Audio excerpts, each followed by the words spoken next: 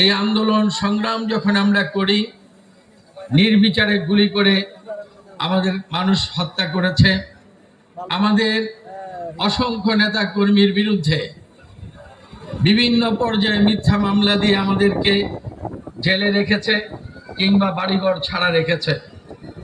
এই এলাকায়ও আপনারা লক্ষ্য করেছেন, স্বৈরশাসকের দোসর যারা ছিল, যারা আওয়ামী লীগের নেতা ছিল, যারা আওয়ামী লীগের অঙ্গ সংগঠনের নেতা ছিল, তারা কি দাপটের সাথে এই এলাকার মানুষের উপর অত্যাচার নির্যাতন করেছে। আপনারা দেখেছেন কি দাম্ভিকতা নিয়ে তারা বিএনপিকে চিরদিনের জন্য নিঃশেষ করে দিবে হুঙ্কার দিয়েছে। এক একটা মিথ্যা মামলার মধ্যে শত শত নেতা কর্মীদেরকে তারা আসামি করেছে। পুলিশের সাথে রাতের বেলায় বেরিয়ে আমাদের নেতা কর্মীদের বাড়িঘর দেখিয়ে তাদেরকে গ্রেপ্তার করেছে। শুধু কি তাই না, তারা রাষ্ট্রীয় পৃষ্ঠপোষকতায় এলাকার এমন কোনো ক্ষেত্র নাই যেখানে তারা চাঁদাবাজি করে নাই, যেখানে তারা লুটপাট করে নাই, যেখানে আর্থিকভাবে দুর্নীতি করে নাই। সামান্য যদি একটা উদাহরণ দেই তাহলে বুঝতে পারবেন। অত্যন্ত দুঃখ দুর্দশাগ্রস্ত সাধারণ মানুষ সিএনজি চালায় কিংবা রিক্সা চালায় কিংবা অটো চালায়। এই এলাকার যারা আওয়ামী লীগের সভাপতি সেক্রেটারি ছিল, এত হীনমন্য মন ছিল যে সেইগুলা থেকেও তারা চাঁদা উঠিয়ে খেত। রাস্তার আশেপাশে ছোটখাটো হকার, ছোটখাটো দোকানদার, তারা জীবন জীবিকা নির্বাহ করার জন্য তারা ব্যবসা বাণিজ্য করে। এমন কোনো ব্যবসা বাণিজ্যের ক্ষেত্র নাই, এমন কোনো হকার নাই যাদের কাছ থেকে প্রতিদিন তারা চাঁদা না নিত। এত কোটি কোটি টাকার মালিক হওয়ার পরও দৃষ্টি শক্তি এত নিচু ছিল যে সাধারণ একটা হকারের কাছ থেকে, রিক্সার ঠেলাগাড়ি চালকের কাছ থেকেও তারা এই চাঁদা নিত।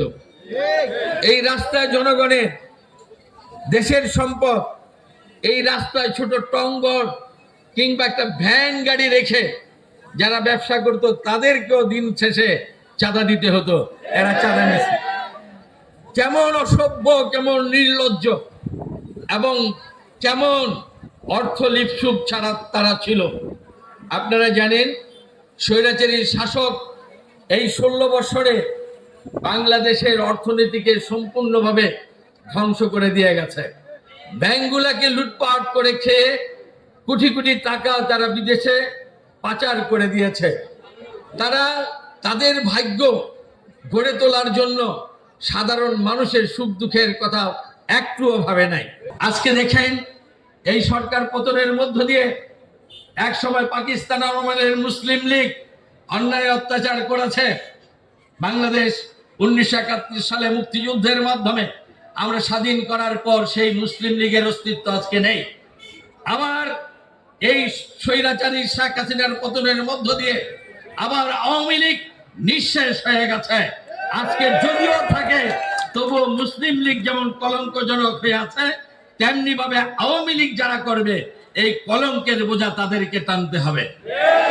কারণ এই আওয়ামী লীগের নেতৃত্বে কর্তৃত্বে শেখ হাসিনা মানুষের বুকে গুলি চালিয়েছে, রাষ্ট্রের সম্পদ লুণ্ঠন করেছে, গণতন্ত্রকে হরণ করেছে, মানুষের মৌলিক অধিকারকে ধ্বংস করে দিয়েছে, আইন আদালত বিচার বিভাগকে ধ্বংস করে দিয়েছে, দেশের অর্থনীতিকে সম্পূর্ণভাবে ধ্বংস করে দিয়েছে, দেশের অর্থনীতিকে লুটপাট করে বিদেশে অর্থ পাচার করে দিয়ে বাংলাদেশের মানুষকে এক দুঃখের সাগরে ভাসিয়ে দিয়ে এই স্বৈরাচার ক্ষমতা থেকে পালিয়েছে।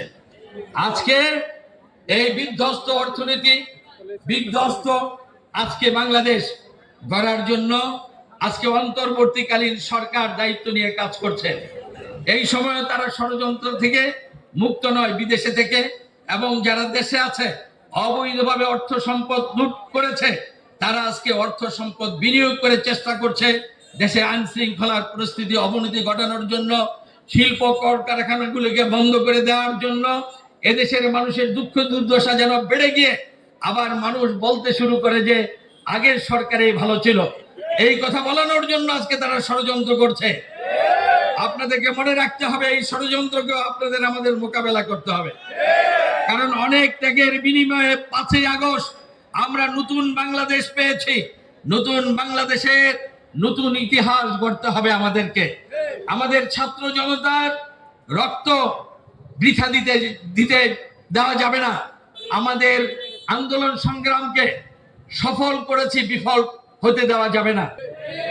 পুলিশ বাহিনীকে তাদের নিজস্ব বাহিনী করে এই পুলিশ রাষ্ট্র তৈরি করে জনগণকে রেস্টের নামে জনগণের কাছ থেকে লক্ষ লক্ষ টাকা তারা উপার্জন করে নিয়েছে। পুলিশের দালাল হিসাবে আওয়ামী লীগের নেতারা কাজ করেছে, থানার দালাল হিসাবে কাজ করেছে। সাধারণ মানুষকে মামলায় আসামি করে তাদের থেকে টাকা লুণ্ঠন করে নিয়েছে। সারা রাত্র তারা বিনিদ্র রজনী কাটিয়েছে। তারা ডিবির সাথে বিভিন্ন এলাকায় ঘুরে আমাদের সাধারণ মানুষকে বাড়ি থেকে গ্রেফতার করেছে। আবার তাদের পরিবার পরিজনের কাছে গিয়ে বলেছে অনেক কঠিন মামলা, যদি টাকা দাও, আপনারা যদি টাকা দেন তাহলে ছুটি আনতে পারি। মানুষ কি করবে? পুলিশ নিয়ে গেছে পিটাবে, পুলিশ নিয়ে গেছে তাদেরকে হুমকি দিত যে তাদেরকে রিমান্ডে এনে মারপিট করা হবে। সেই জন্য বাড়ির কর্তা কর্ত্রী নিজেদের গয়নাগাটি পর্যন্ত বন্ধক রেখে বিক্রি করে মানুষের থেকে ঋণ নিয়ে এই পুলিশকে টাকা দিয়ে তাদের থেকে রেহাই পেত। এমন কোন অপকর্ম নাই আওয়ামী লীগের এই এলাকার নেতারা করে নাই। যে বাহিনী জনগণের সেবা করবে, জনগণের জানমাল রক্ষার জন্য আইন শৃঙ্খলা পরিস্থিতির উন্নয়ন করবে, সেই পুলিশ, র্যাব, বিজিপি দিয়ে এদেশের মানুষের বুকে গুলি চালানো হয়েছে। তো সেই কারণে অনেকে ধারণা করেছিল যে এই সরকারকে উৎখাত করা যাবে না, এই সরকারকে সরানো যাবে না, এবং শেখ হাসিনার দাম্ভিকতার সাথে কথা বলতো। এটা তার বাবার রাষ্ট্র, সে চায় পাওয়ার, এই পাওয়ারই তার মুখ্য, তাই সে যা বলবে তাই শুনতে হবে, এমন দাম্ভিকতা অহমিকতা ছিল। কিন্তু দেখেন মানুষের আত্মচিৎকার, মানুষের আহাজারি আল্লাহর দরবারে কবুল হয়ে গেছে। আল্লাহ কিভাবে তাদের পরাজয় এনে দিয়েছে দেখেন। আমরা আন্দোলন সংগ্রাম করে আন্দোলনের চূড়ান্ত রূপ পরিগ্রহ করার জন্য এগিয়ে নিয়ে গেছি, কিন্তু চূড়ান্ত আন্দোলন আমরা সমাপ্ত করতে পারি নাই। এটা করা হয়েছে আল্লাহর তরফ থেকে।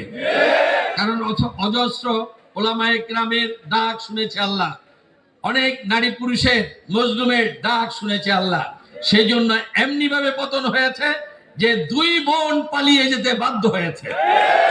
পালিয়ে যাওয়ার সময় 16 বছর তাদের চামচাগিরি যারা করেছে, তাদের তল্পি বাহক যারা ছিল, তাদের ক্ষমতাকে যারা পাকাপোক্ত করত, তাদের কথা শামীম ওসমানের মতো একবারও ভাবে নাই। তারা 2 জন পরিবার নিয়ে পালিয়ে গেছে, অন্য কারো কথাই তারা সেই দিন চিন্তা করে নাই।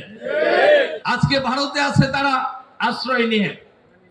ইতিমধ্যে যত হত্যা নির্যাতন করা হয়েছে সারা বাংলাদেশে, তাদের নামে বিভিন্ন প্রকার হত্যার মামলা হয়েছে, মানবাধিকার লঙ্ঘন করার মামলা হয়েছে। এই মামলার ভয়ে ভীত হয়ে তারা আজকে পলাতক বিদেশে পাড়ি দিয়েছে। আমরা দৃঢ়তার সাথে বলতে চাই, তোমরা যে ক্ষমতায় ছিলে 16-17 বছর, এত গুলি চালিয়েছ, এত মামলা মোকদ্দমা দিয়েছ, তারপরও আমরা মাটি কামড়িয়ে আমরা দেশেই ছিলাম, আজও দেশে আছি। তোমরা কেন মামলা খাওয়ার পরে আজকে দেশ থেকে পলাতক?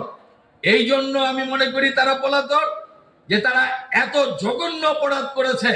তারা জানে যদি আজকে দেশে থাকে, আর আইনের শাসন যেহেতু দেশে প্রতিষ্ঠিত হচ্ছে, সেই কারণে তাদের রেহাই নাই।